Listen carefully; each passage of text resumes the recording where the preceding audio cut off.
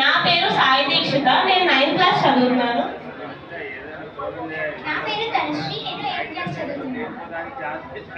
నా పేరు కే సుహాని గిత్తా. నేను 10th క్లాస్ చదువుతున్నాను. నా పేరు ఎం వంశకరణ్. నేను 8th క్లాస్ చదువుతున్నాను. నా పేరు డి అజిత్ కుమార్. నేను 8th క్లాస్ చదువుతున్నాను. నా పేరు ఏ లోకేష్. నేను 10వ తరగతి చదువుతున్నాను. భారతదేశానికి స్వతంత్రం వచ్చి 78 సంవత్సరాలు అయింది. ఇంకా మన బతుకులు మారలేదు. భారతదేశం ఎప్పటికీ అభివృద్ధి చెందుతూ ఉన్న దేశమేనా? ఎప్పటికీ అభివృద్ధి చెందిన దేశంగా మారుతుందో? ఏమండి మీ ఇంట్లో ఎన్ని ఓట్లు ఉన్నాయి? 5 ఓట్లు ఉన్నాయి. ఒక్కొక్కరికి 2,000 చెప్పన. 5గురికి 10,000 వస్తాయి. తీసుకోండి.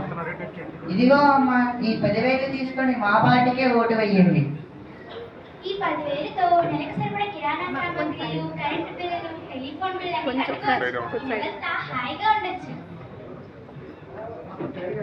ఎవరు డబ్బులు తీసుకోకండి. డబ్బులు తీసుకుంటే మనం ప్రశ్నించే హక్కులు కోల్పోతాం. చూడమ్మా, తగుదనమ్మా అంటూ వచ్చావు. నీ తీసుకోకపోతే మానే, అంతేగాని మమ్మల్ని ఎందుకు తీసుకోవద్దంటున్నావు?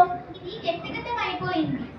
ఓటర్ల దగ్గర డబ్బులు తీసుకోవడం సాధారణం అయిపోయింది. ఇది వ్యక్తిగతం కాదు, మనందరినీ ప్రభావితం చేసే అంశం. ఓటు అనేది అతి పవిత్రమైన ఆయుధం.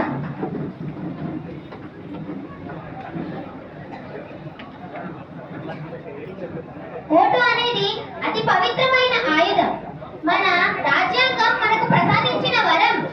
ఎవరు మేడం మీరు ఆయుధాల వారాల గురించి మాట్లాడుతున్నారు? అలా మాట్లాడవద్దు. ఓటు బ్యాంకులు రాజకీయం చేయకపోతే మతం కులం మరుగున పడుతుంది. ఈ మత కుల రాజకీయాల వల్లనే ప్రభుత్వం పైన, ప్రభుత్వ వ్యవస్థ పైన సామాన్య ప్రజలకు ఒక అవగాహన వచ్చింది.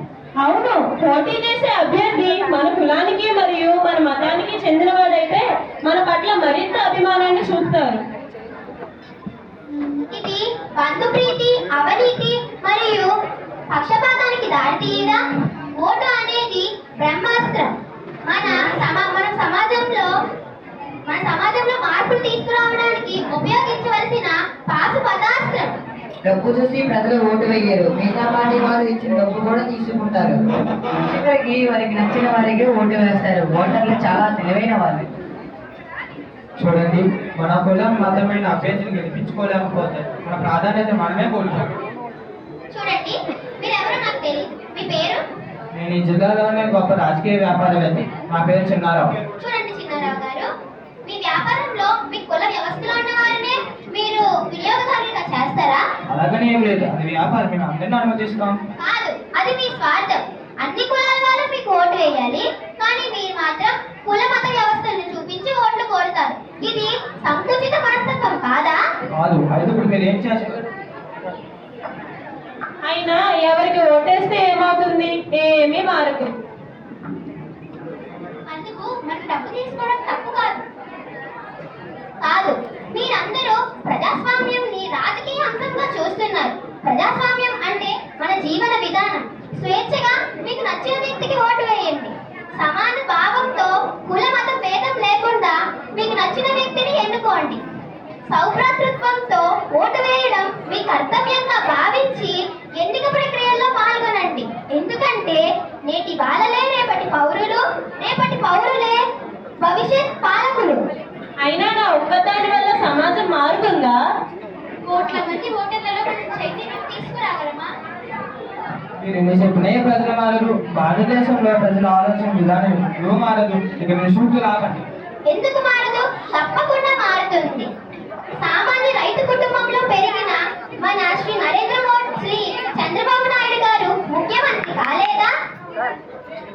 ఛాయ్ వాళ్ళగా పనిచేసిన మన నరేంద్ర మోదీ గారు ప్రధానమంత్రి కాలేదా? గిరిజన మహిళ ద్రౌపది ముర్ము ప్రెసిడెంట్ కాలేదా? ఇలాంటి ఎందరో గొప్ప గొప్ప వ్యక్తులు మనం వేసిన ఓట్ల ద్వారా గొప్ప స్థానాలకు ఎదిగారు. ఇది ఒక్క ఓటు వల్లే జరగగలదు. ప్రజాస్వామ్య దేవాలయం లాంటి ఈ భారతదేశంలోని పరిపాలించే నాయకుల్ని ఎన్నుకున్న ఓటర్లే నిజమైన దేవుళ్ళు, భావి భారత వైతాళికులు, దార్శనికులు. అందుకే మీరు ఓట్లు అమ్ముకోకండి, ప్రలోభాలకు గురి కాకండి. మీకు నచ్చిన వ్యక్తికి ఓట్లు వేయండి. మీరు నా కళ్ళు తెరిపించారు. ఇక నుంచి నేను నా ఓటు ప్రలోభానికి గురి కాకుండా ఉపయోగిస్తాను. ఓటు మన వజ్రాయుధం. కానీ ఓటు వేయకుండా మాత్రం ఉండరు. మీరు ఇంత చెప్పిన తర్వాత మేము మారకుండామంటామా? ఈ మాటలకు నా మనసు కరిగిపోయింది. నేను మారిపోయాను. ప్రజాస్వామ్యంలో ఓటు విలువను అందరికీ తెలియజేస్తాను. మనమందరం కూడా ఓటు వేయడం మన కర్తవ్యంగా భావించి ఎన్నికల ప్రక్రియలో పాల్గొందామని ప్రమాణం చేద్దాం. ఒక్క ఓటు మన చరిత్ర గతిని మారుస్తుంది. ఒక్క ఓటు మన భవిష్యత్తును మారుస్తుంది. ఆ ఒక్క ఓటుతో ఏమవుతుంది అని నిర్లక్ష్యం పడకూడదు. మీ ఓటు మన ప్రజాస్వామ్యానికి ఒక బలం. ఓటు హక్కును వినియోగించుకోకుండా మంచి భవిష్యత్తు గురించి మాట్లాడుకుంటే ఎలా? కదలండి, మీ ఓటు వేసి మీ బాధ్యత నెరవేర్చండి. మన ఓటే మన భవిష్యత్. My vote, my India, my vote, my no vote, no right, my vote, my right, my vote, my Bharat. Jai Hind.